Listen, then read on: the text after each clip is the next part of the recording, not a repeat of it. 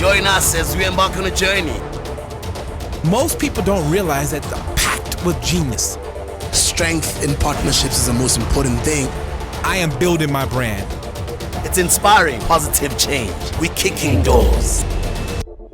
Sure, thank you for having us. We've been very fortunate over the years since we started the business. We've been in a couple of publications, the journey has been a phenomenal one. I think it's been a normal ride of entrepreneur journeys where there was a lot of ups and a lot of downs and a huge amount of challenges, but a lot of fun while we were building the business as well. So we've managed to gain a reasonable level of success over the years, and very fortunately due to, I think, the synergy that Louis and I have as business partners together. So it's been fantastic. Mm-hmm.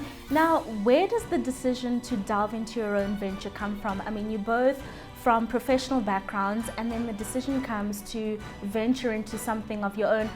Where does that come from? Madness, mainly, I would say. Madness, but we also saw a massive gap in the opportunities specifically around the SMEs. You know, traditionally the big corporates, the big blue chips get looked after, wined and dined by the big tier providers.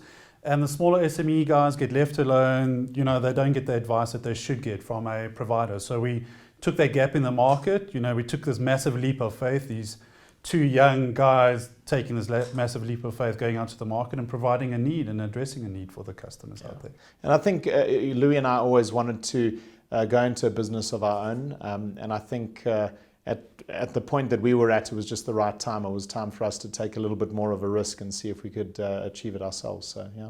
IT, science and technology in South Africa, how easy was it for you guys to penetrate that market?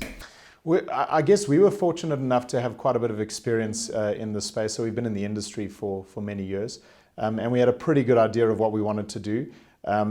I'd say out of what we wanted to achieve, probably 60% of it was wrong, and that's what you learn as an entrepreneur. You had the little part, the 40% that was right, and we continued to do, and then you make adjustments along the way. But I think we had the benefit of the foot up in terms of understanding the industry very well, and being able to provide a service that we knew was in great need in the market. Speaking of the industry, what exactly does Turrito Networks do? What services are you providing? So we're a connectivity provider providing end-to-end solutions for the customers. So when we provide clients with connectivity, security solutions, cloud-based solutions and so forth, specifically aimed at the SME space.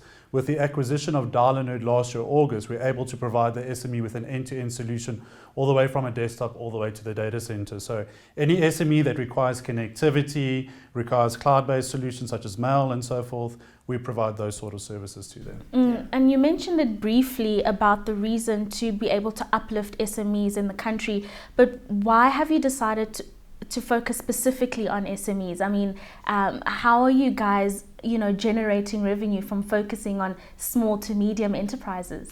I think, the biggest aspect in terms of SMEs is that the big enterprise and corporates have huge skill sets inside their organizations. So they have a much stronger understanding of the telecommunications space and information technology. What we wanted to really achieve is deliver that level of expertise into an SME. And an SME doesn't necessarily have internally that skill set. And if they do, those skill sets need a lot of assistance and support in being able to achieve it. So telecommunications and communication in general is a massive upscale in these businesses, and they need a huge amount of expertise to help them adopt cloud services and internet connectivity and everything else. And that's really what we're there for. We're there to give them that level of very high enterprise level guidance, but more into the SME space. We're also trying to simplify it for the SMEs. In the telecom space, there's a lot of jargons and acronyms being thrown around, and the poor SME wouldn't know where to start off with. So what we've tried to do is we've tried to bring it a layer below, make it meaningful so the guy can understand in terms of what his requirements is and what we're able to deliver it and simplify the solutions for him. I've spoken to a number of entrepreneurs in my time in this work, and a lot of them say one of the biggest mistakes they made, or one of the biggest reasons they failed when they first started, was because they partnered with someone else. You guys are partners. The other company, Dial-A-Nerd, that you guys acquired, they were also a team. Let's talk about your relationship first, and then also get into how you guys were able to integrate Dial-A-Nerd into Torito. Sure. So I think, the first partnership in the business was Louis and myself. it's probably the one area that we believe is the strongest synergy that we've got. I mean, Louis and I work extremely well together. We run the business very equally, so there is a very equal approach to everything. There are areas where Louis is the expert and I trust his judgment. Surely there's fighting. Fighting. I must say, we've had disagreements, many of them. Yeah. Countless disagreements. We've never fought. We've never once had a blowout at each other. And I think that there's a very high level of mutual respect between Louis and myself as well. So, we've certainly had disagreements in a lot of aspects, but we've never actually had a blowout with each other, which I think talks to both the professional and the personal relationship that Louis and I have as friends as well. So it's definitely been an amazing journey from that perspective. The second partnership that we actually had was actually with the Micro Mega Group. So they were our investors, and that we got very early on in the business as well. But that partnership from a different aspect, more from an experience aspect, as well as from a funding aspect, has been a massive boost in the business. So we were able to make very risky decisions very early on in the business without the concern around cash flow and the risks around it, which is it's a massive benefit to be able to have in the early days as well. And Brian said it briefly, we're quite complementary. So it's like oil and vinegar. There's certain skill sets that Brian has that I don't possess, and vice versa. So, in a small business such as ours, you always try to find skill sets that you don't potentially have and leverage off them. And I think that's been a winning formula for Brian and I in terms of our business so far. Very unique business model you guys have. The second partnership, Dial a Nerd. Tell me a little bit about how that process took place and some of the reasons why. Yeah, Dial a Nerd, we over the years have focused very much on what's called wide area networks. So it's the internet and hosting and all of the things outside of the business. But one of the biggest challenges that we faced was that if a customer had problems inside their business, they wouldn't be able to have us address it. We'd say to them, guys, it's out of our expertise, it's out of our requirement, get someone in to assist you. And for customers, we found it was very frustrating because customers just say, I've got a problem, I don't really care where it is, I just want it solved. So we started the partnership with Dial a Nerd simply by partnering with them, by working very closely with them for approximately a year. And then during that year, we just found that the synergies were so good between the management team as well as the individuals and the services that we were able to provide customers that we went into talks around acquisition and then finalized the acquisition in September last year. So, since then, it's been beneficial from both aspects. Both of the businesses have really thrived in the time since the acquisition as well. Let's go back a few years, to the first few years when you guys started up this business. I want to know about some of those growing pains and how you were able to kind of grow past them and, develop the the company that you have today. Yeah, the early days, it's almost stereotypical in terms of entrepreneurship. So starting up a business is you go through a long period of almost despair. You go through a period of wanting people to respond and trying to get out there and sell. And it's probably one of the most important periods to go through because it really does give you a sense of whether you are passionate enough about what you're doing to continue doing it. I mean, without it, if it was just easy, I guess you'd end up doing whatever. We were very passionate about what we wanted to achieve, and the early days certainly taught us how to stick to our guns with it because we needed to very often. And I think from a general perspective, the best times in hindsight always during building a business are always the toughest ones. The times when Louis and I at moments thought that we wouldn't make it, thought that we wouldn't be able to generate enough revenue, thought that we wouldn't be able to get the right skill sets, those times were almost always the tipping point to being able to do it.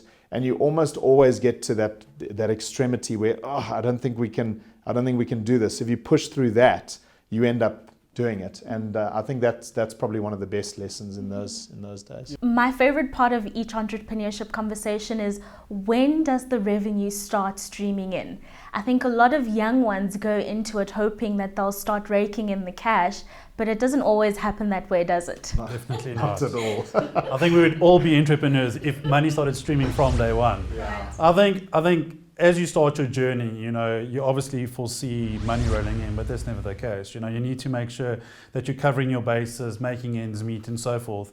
But I think that's where, from a strategy perspective and your self-belief, it's important to have that in order to grow wherever you want to go from a business perspective. I think realistically, if you're very fortunate, you may break even in your first year, and it is a rarity beyond any as a relatively small business. And realistically, probably 3 years to be able to get to the point of break even. So much of that initial part of building businesses, money does come in. The risk is you have to reinvest that money back into the business. You can't go and buy a fancy car and a nice house and whatever. You really need to reinvest that money in the business to give it stability, to give it growth, and to invest in the right areas so that it really can grow. So I'd say between 1 to 3 years is a good kind of gauge for when you actually be profitable and be able to give something back to your investors. Do you gentlemen remember what you did with the first bit of money that came through? Reinvested it. No, I guess we had the fortunate advantage of having funders and investors. So I guess when the first bit of money does come in and it appears to be profitable, it's a long time before it is. I mean, you're really, there's a lot of money that needs to be paid back to investors as well. So I think the reality is when that first bit of money comes in, we were sitting in front of our investors saying, what do we do now? And their answer was keep investing in, get more staff, get more skill sets, upgrade the premises, do what you need to do to make sure that the business can scale and grow far further. So yeah, we didn't do much else with the money. Finally, I just want to get a sense of your thoughts going forward, some advice you'd give to younger entrepreneurs. Take it away so first. I think the first and most important thing, you need to enjoy what you're doing. You need to be passionate about what you're doing, because there's times that get tough. You question yourself and everything, and if you're not passionate in terms of what you do, you're going to fail. I also think one of the things that people also need to do is persevere. The times are tough, and you need to put your head down, work through it, back yourself, back your own ability, and you'll get through it. Don't just give up, don't throw the towel in. Becoming an entrepreneur has never been an easy road for anyone. You do get those ups and downs, and if you believe in yourself, believe in terms of the value that you're adding to your customers, I think you'll be on a good road.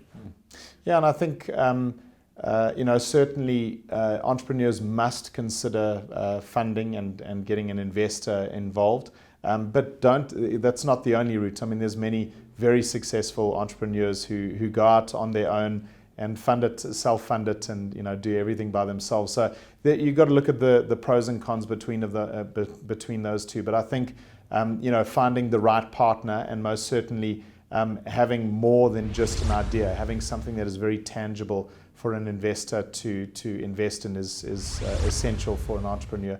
And then, as Louis says, it is without fail.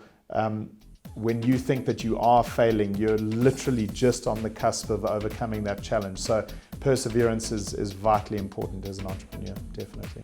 Join us as we embark on a journey. Most people don't realize that they're packed with genius. Strength in partnerships is the most important thing. I am building my brand. It's inspiring positive change. We're kicking doors.